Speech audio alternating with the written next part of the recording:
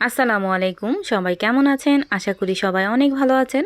আজকে আমি তৈরি করব রেশমি পরোটা।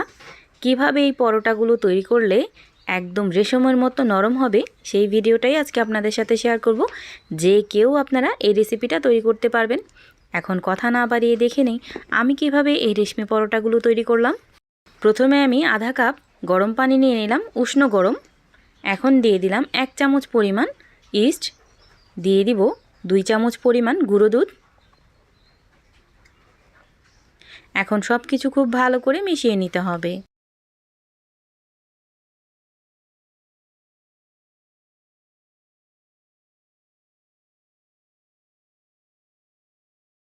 সব কিছু যখন খুব ভালোভাবে মিশে যাবে ওই পর্যায়ে আমি এখানে 3 চামচ পরিমাণ চিনি দিয়ে দিব।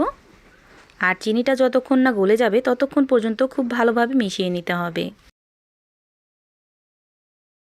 এখন আমি এখানে দিয়ে দিব 1 কাপ পরিমাণ ময়দা। এখন ময়দাটাকে খুব ভালো করে মিক্স করে নিতে হবে।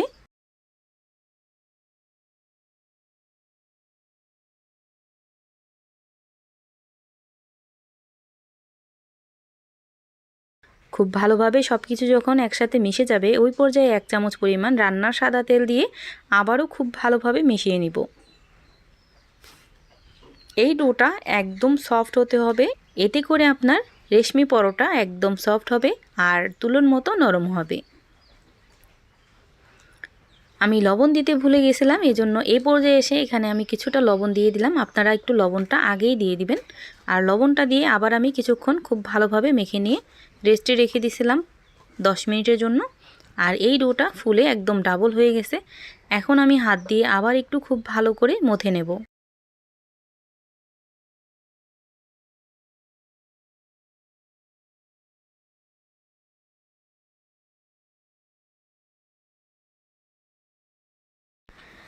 রেশমি পরোটার জন্য এই ডোটা কিন্তু একদম পারফেক্টলি রেডি। এখন আমি এখান থেকে ছোট ছোট লেচি কেটে নেব আর রুটি বেলে নেব।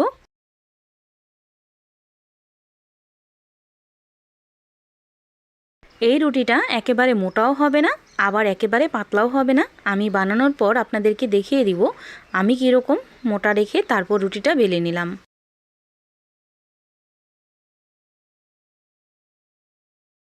এভাবে আমি রুটিটা বানিয়ে নিছি। এখন আমি তেলে ভেজে নেব। আগে থেকে আমি ফ্রাই প্যানে পর্যাপ্ত পরিমাণ তেল দিয়ে দিয়েছিলাম।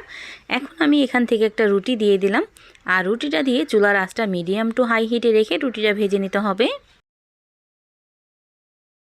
রুটিটা ভাজার সময় চামচের সাহায্যে এইভাবে একটু নেড়ে দিলে রুটিটা কিন্তু আপনা আপনি ফুলতে শুরু করে দিবে। আর উপর দিয়ে আমি আরেকটু তেল ছিটিয়ে দিব, এতে করে রুটিটা আরও বেশি ফ্লাফি হবে।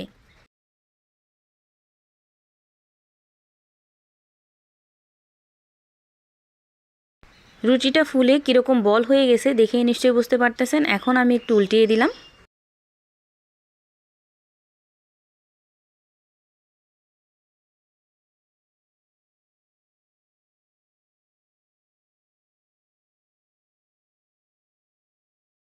এভাবে আমি গোল্ডেন ব্রাউন কালার করে ভেজে নিছি। এখন আমি উঠিয়ে নিব।